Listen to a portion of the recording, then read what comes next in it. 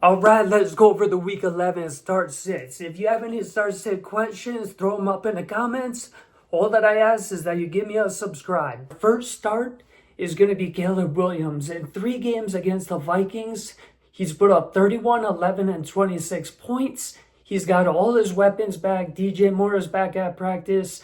Rome is back at practice. And the Vikings are allowing about 210 yards per game, which is sort of middle of the pack in the NFL. It's not the worst matchup. So he's a low-end quarterback 1 start. I'm expecting about 22 points out of Caleb this week. All right, next guy we're looking to start is Kareem Hunt. This is a little bit of a tweener start depending on your roster. What I like about him is he's been averaging 4.5 yards per carry over the last 3 games. And it looks like Pacheco is trending towards not playing in the game. What I don't like about him is he is a little touchdown dependent and he's up against a tough Denver defense. But I think he's a solid flex play, expecting around 10 points this week. All right, the next guy that we're going to start this week is Parker Washington. In the last 3 games, he's had 10, 9, and 7 targets. Looks like Lawrence is going to keep peppering him, so let's get him in our lineups. Ever since McLaurin's been out of the lineup, Deebo has been getting a 21% target share. So I think it's a guy that you're going to want in your lineups this week. All right, now it's time for the gut feeling sneaky play of the week. And for me this week, that is Wandale Robinson. So it's Jameis's first start of 2025. When Jameis started in 2024, he was throwing the shit out of the ball. He had 41 targets, multiple games. He had 48 targets. He even had 58 targets. So this guy likes to throw it down the field. Green Bay has not allowed a strong receiver since week 4 against George Pickens, but this is just purely a gut call. I think in PPR leagues, we're looking at about 15 points for Wandale. I do think he's going to have a score, so if you like the gut feeling, plug him in your lineup. Okay, now we're going to talk about sits for this week. So my first sit for this week is Bo Nix, and here's the reason why. He's up against one of the top 5 pass defenses in the league. It's a brutal matchup, and he's got a low rushing upside, which I think really caps his floor. And I would fade him if you have any sort of other option available. I'm only expecting 12 to 15 points out of Bo Nix this week. All right, the next sit for me is Xavier Worthy. He has had 7 targets in each of the last 2 games, but ever since Rashee Rice has been back, Rashee's been pretty much dominating any sort of meaningful production. And then you add an ankle injury onto the list for Xavier Worthy, and that makes him a sit for me.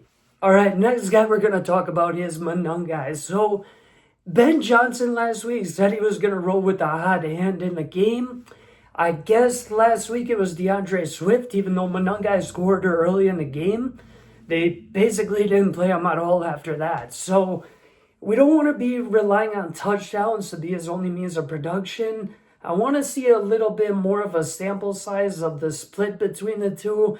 Monagai looked great when Swifty was out of the lineup, but in the lineup, he just hasn't produced enough on his own. If he wouldn't have had the touchdown last week, he would have been blanked.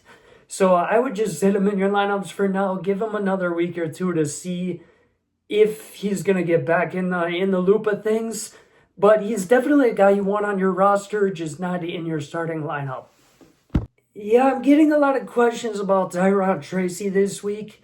He's up against a brutal Green Bay defense. Green Bay is great this year, and he's in a committee. He hasn't really capitalized on his opportunities since Scatterboo's been out of the lineup. If you can afford to sit him, I would.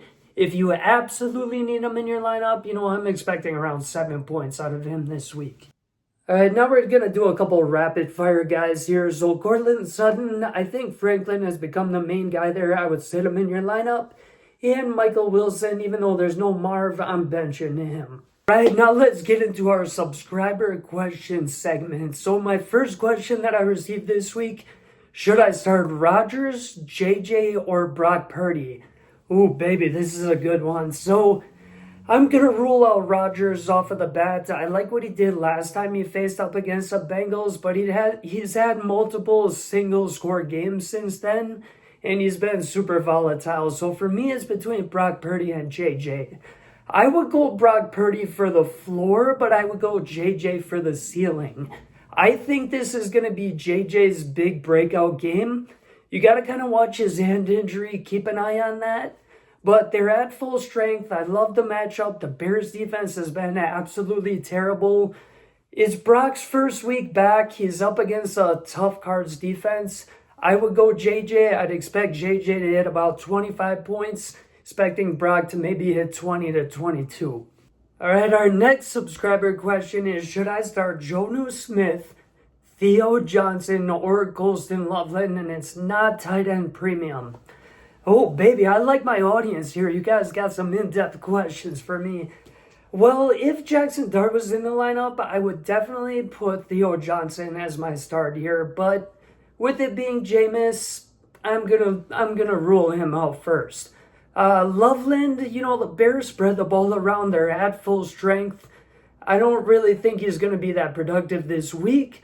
So I'm going to go with Jonnu Smith. He's got a good matchup. He scored last time they played. I think he's going to run that back. I'm going with Jonnu. Thank you all for watching. I hope this video helps you out this week. Go get that W. Feel free to throw up your start sit comments. All that I ask from you is to throw me a like, throw me a subscribe, throw me a follow, and I'll reply back to your question.